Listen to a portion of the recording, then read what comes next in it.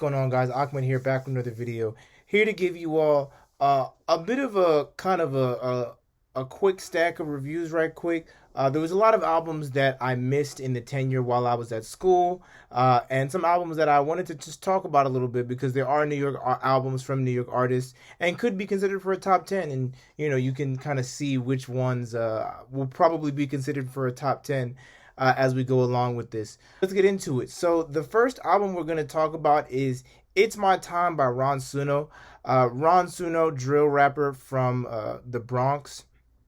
Doesn't really like follow any significant, like isn't a part of any like crazy gang like that. Just, making solid music, from the Bronx. Was one of the first out there really doing it in the Bronx. And I think overall with Ron Suno, I've always felt like, he's cool for a hit. He's cool for a couple songs here and there. But I've always felt like Ron Suno could never really put it together in an album. And I feel very similar with this project, honestly. The writing was pretty boring, honestly mid, I would say. Just no interesting punchlines, a lot of repeat bars, a lot of him just having knots in his pocket over and over again. Nothing that really stood out to me as interesting or like eye catching, even because you don't always have to have like rhyme schemes and punchlines, but even if you just have like some catchy stuff to say, it can be okay, right? I think Missy Elliott was a lot of like, hey, even though it may not be bars, it's just catchy stuff to say, and it's just like cool things to hear. I didn't really get that from Ron Suno's album either. On top of the repeat bars and the lack of diversity in like subject matter, it just made for a really boring listen.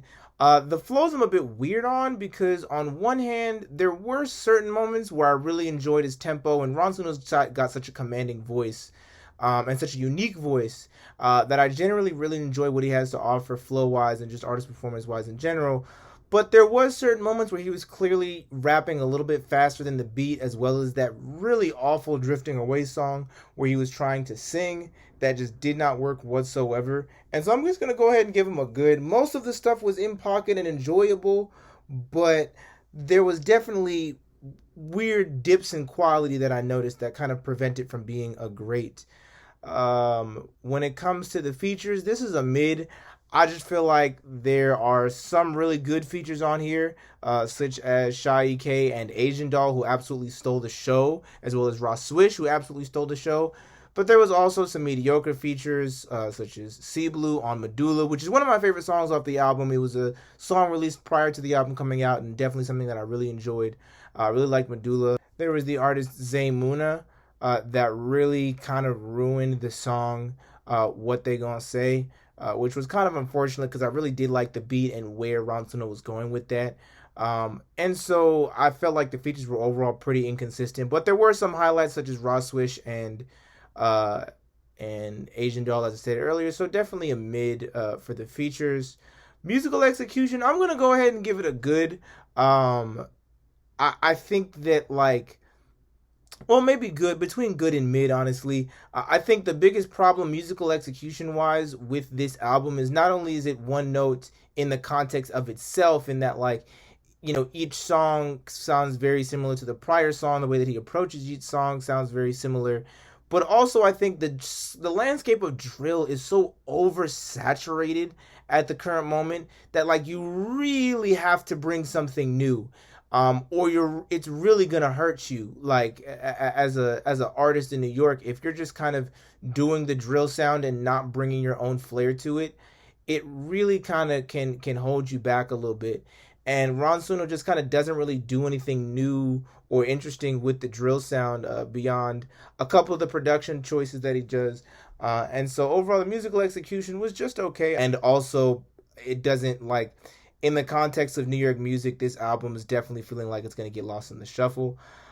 Production, I would say, was great. Honestly, it turns out that Fabio actually wasn't the first person to be using these bongos in the song. It was actually this guy, Ron Suno. It was pretty solid, and a lot of the beats were really, really good. I really enjoyed some of the sounds that were sort of looping on top of the, drill productions, the hi hats, the dragged out 808s. Knocking it down to a good in the editing stage of this video because I realized that I normally count production and creativity, and creatively, this is pretty bankrupt in my opinion. And yeah, overall, I really enjoyed the production on this project. Overall, it was cool. It was good. Nothing really special. And like I said, still overall disappointing. From someone who I feel like is capable of making really great hits such as Medulla and Grabba. And I honestly am just kind of feeling like this album is just kind of going to get lost in the shuffle of a lot of drill albums this year. So the next album I wanted to talk about was the album by Rowdy Rebel that came out in April. And I was checking for this album, but like I said, school kind of got caught up to me. And it's another collab album. This really is the year of collab albums, y'all. This time with I think Feta Lucino, I think is his name. I don't know how to pronounce it. And overall, this album was just okay for me.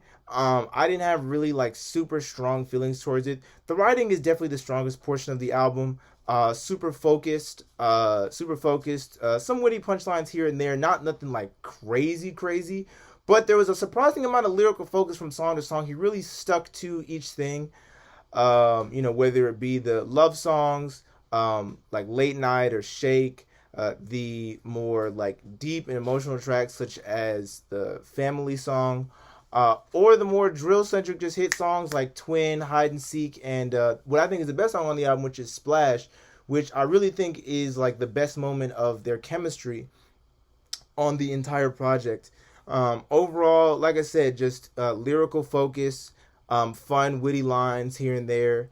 But definitely, I think definitely they could. I definitely feel like they could come with better punchlines. And that's why for me it only gets the great. The flows were just okay, to be honest. There were a lot of flows and pockets that I really liked, and I love Rowdy Rebel's voice. He's got one of my favorite voices in rap music, and got some dope ad libs. The flows were overall somewhat inconsistent, to be honest. There were songs like No Pressure and Hide and Seek that were absolutely fire, with dope in pocket flows. Splash Brothers 2 had a dope in pocket flow. But then there were songs like Shake and Can't Love No More. In the beginning of Can't Love No More, where he has this like really weird vocal delivery, and it kind of works in Can't Love No More, but it really doesn't work in Shake.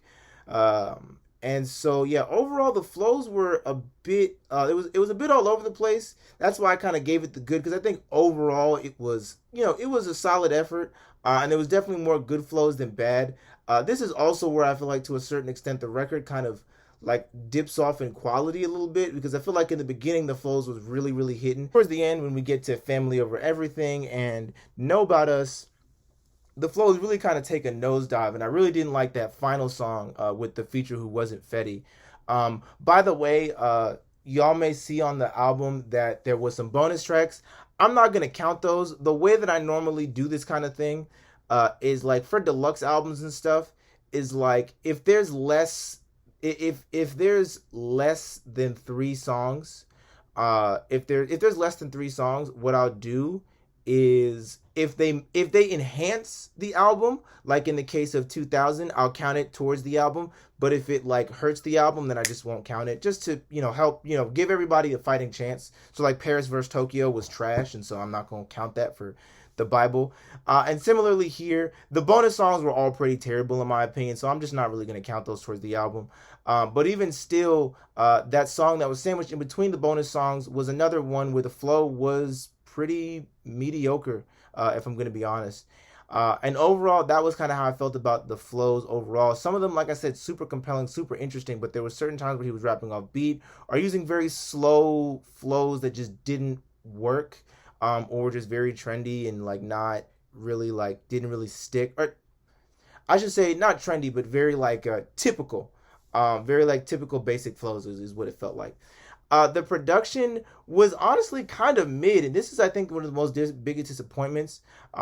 Is from the last project, Rowdy versus Rebel, that Rowdy Rebel had, is that a lot of the beats just weren't compelling. A lot of the beats just felt like dime a dozen piano beats. dime a dozen, gangster rap beats that we hear nowadays, and nothing felt like truly a new sound besides the house trend that he rode for a little bit. But again, given that he's not the first person to do this, and he's not even the first person in New York drill to do this, it was a bit of like, all right, well, I've heard this kind of song too. It kind of felt like we're gonna get this kind of song, we're gonna get this kind of song, rather than like, oh, this is a totally new style that Rowdy Rebel is bringing, which was somewhat disappointing. And so overall, while there was a solid variation in production, which is why it's not a bad, none of the beats really stuck out to me except for No Pressure. And so overall, it was just mid to me personally. The features was solid. Some of them I liked, like everything on No Pressure. But some of the features, like the last one, I think it's pronounced, what is this? Uh, DeBoilo. Wasn't a big fan of him. Um, but overall, the features was solid. Everyone did their thing, and Ross Swish really, like, I felt on the last album, and I felt on this album too. Ross Swish really steals the show with these features, man. His voice is just so commanding, and he's got such a tight and compact flow. I really enjoyed it. Fabio, cool verse, not as good as what was done on Paid Off, and so that was kind of, a bit of a letdown after coming from what I feel like was the best feature of all time from Fabio. And so yeah, that was the features. um Overall musical execution was just cool. There's a couple songs I'm taking from here: Hide and Seek, Splash Brothers, No Pressure. But similar to the last album, I think that this album is unfortunately going to kind of get lost in the shuffle of a lot of drill albums that are coming out at the current moment, with the sound being so oversaturated. When you don't bring anything new, or have your own signature style with it, for example, like Sleepy Hollow with the melodies, or Fabio Foreign with the cinematic styles with his stuff, you really tend to fall behind, in my opinion, when it comes to this like drill album stuff. And so overall, the musical execution was just okay. Definitely stuff to listen to, and it's not like it's bad or mid, because it's still stuff you can listen to. But I just feel like there are people who are doing this style and were more groundbreaking when they came out with it. So yeah, that's definitely my thoughts on the new collab album with Rowdy Rebel and Fetty Luciani. A bit disappointed, but still solid album. So the third album I wanted to talk about was actually an album from an artist who's not from New York, but still from the East Coast, and still very much has that East Coast energy that I like.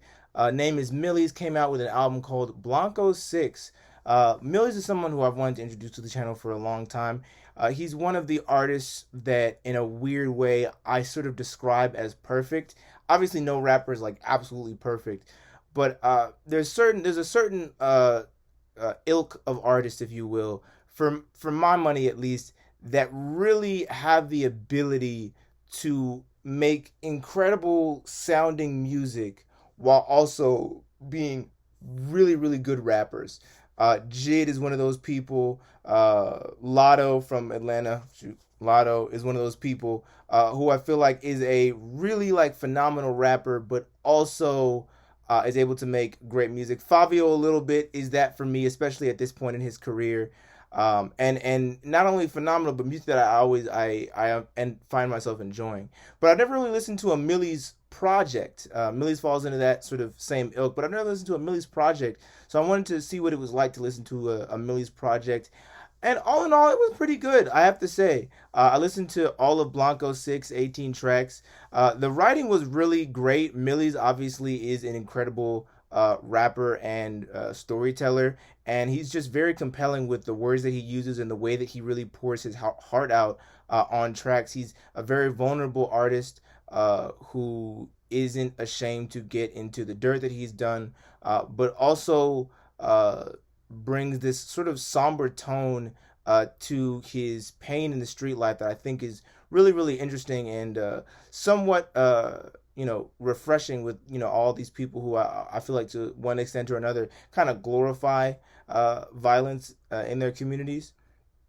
He's also got pretty dope rhyme schemes and some pretty cool punchlines here and there if you're really listening out for it.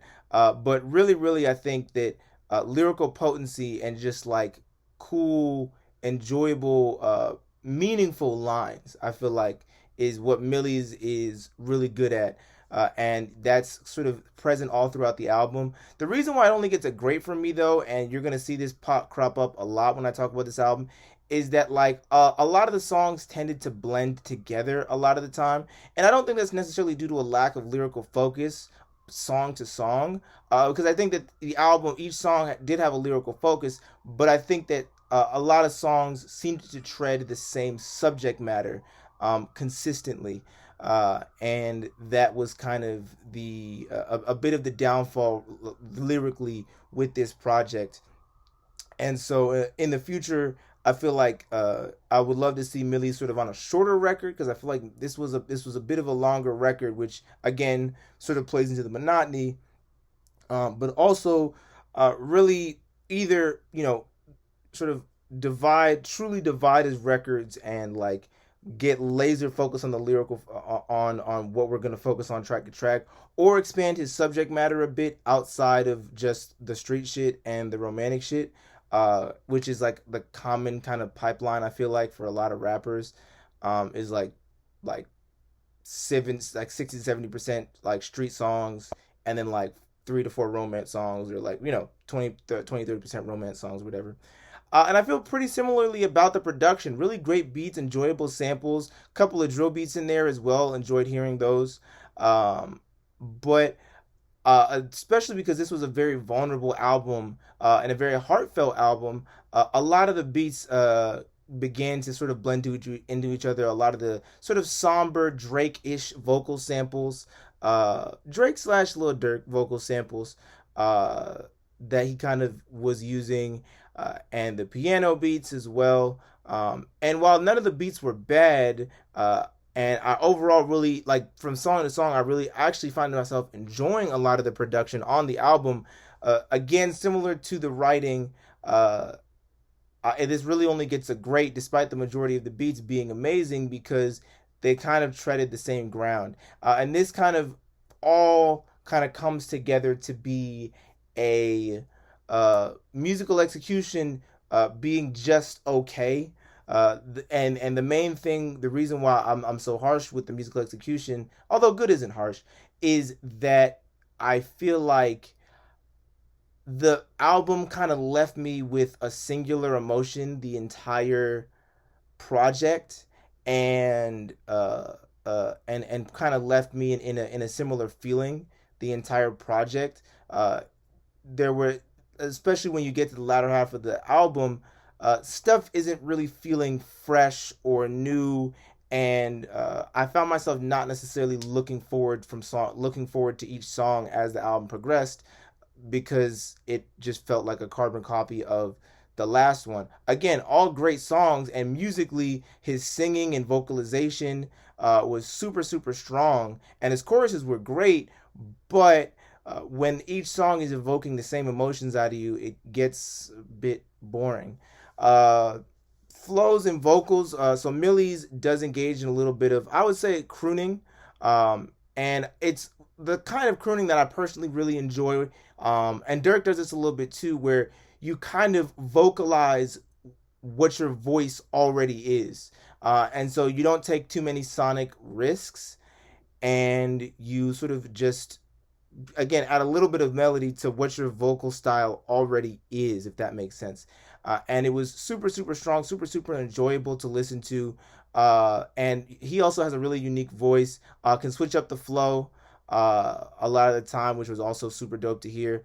So the flows was definitely great, and I was really impressed with. I feel like I listened to a lot of artists who really try to go crazy with the experimentation, and the vocals end up suffering on the choruses, but he kind of kept it cool, and rather than editing like how much he decided to vocalize, he edited the tempo of his vocalization, which is a really cool way to keep the flows fresh and interesting, even though you're not changing your vocal styling all that much. And I thought that was a really cool decision. Like I said, voice also super interesting, a bit raspy,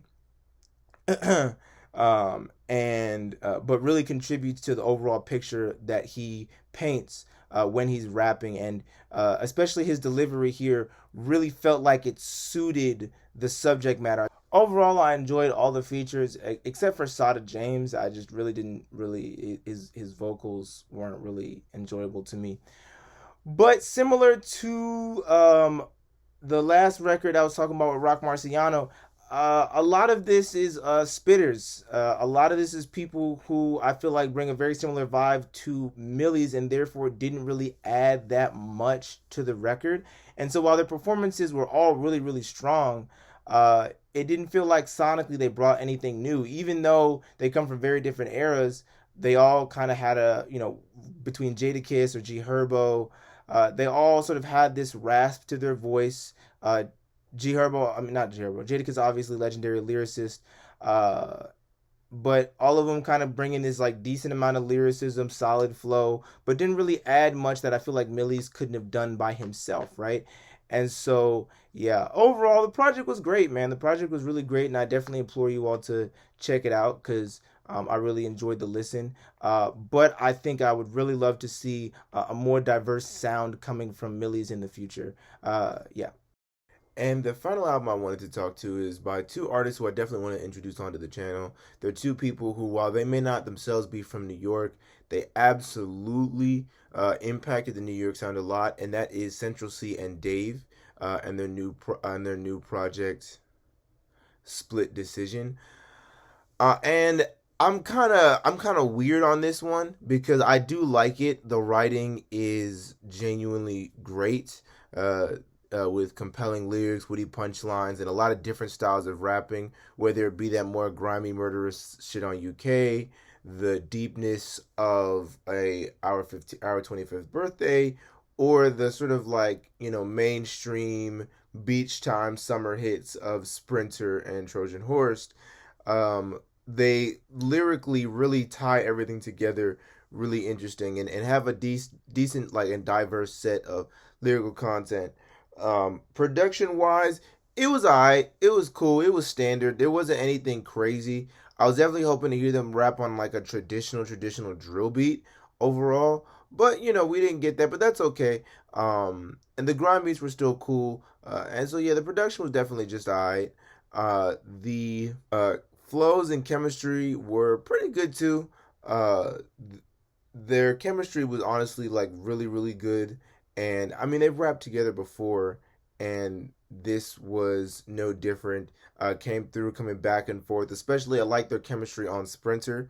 Even though I'm not a big fan of the song itself, uh, I do like the way that they go in and out together, and definitely feel like they really maximized their chemistry on that song. I just wish lyrically it could have been a little bit stronger. Musical execution wise, again, it was pretty solid. I don't know how many of the songs that I'm gonna take from this, just because I feel like for me, I'm not as big of a fan of the grime sound, and the production was a little bit disappointing on my end, but it was still pretty solid. And for those who really like that UK grime sound, they definitely did their thing. And the flows that they provide throughout and the chemistry really elevates this album to the next level when it comes to the musical execution. And so overall, I think that like, stats wise, it does pretty good.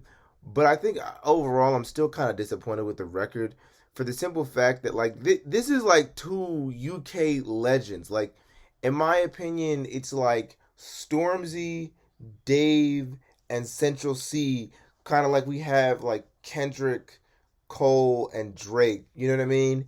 And like, just imagine if like I don't know, Drake and Cole did an album together, right? And we only got 4 songs. You know what I mean? This feels a bit short and disappointing for a link up of like what is two huge stars. And overall, while the songs we got were pretty good, I was really hoping that we would get more from them. Not just more in terms of like I want songs, but more diversity, right? More opportunities to dig into different pockets. You know what I mean? I would love to see them on a love, like a true love track, together, because I know both of them are really good at something like that. I would love to see them on like a really hard. I mean, they made UK rap, but I would love to see them go even harder on like a UK banger. And so, while I think overall what we got, from a consistency standpoint, is still really good, it feels almost incomplete as a project because this is really only 4 songs. Um, and so, yeah, overall, I feel lukewarm about everything. The title didn't lie. I definitely do feel like 2023 has been mid so far, and while I did like most of these albums, I do feel like they had crippling flaws that I feel like didn't allow any of them really to live up to their fullest potential. With that being said, I hope you all enjoyed this video. Make sure to like and subscribe. Thank you all so much for 100 subscribers. And with that being said, peace, y'all.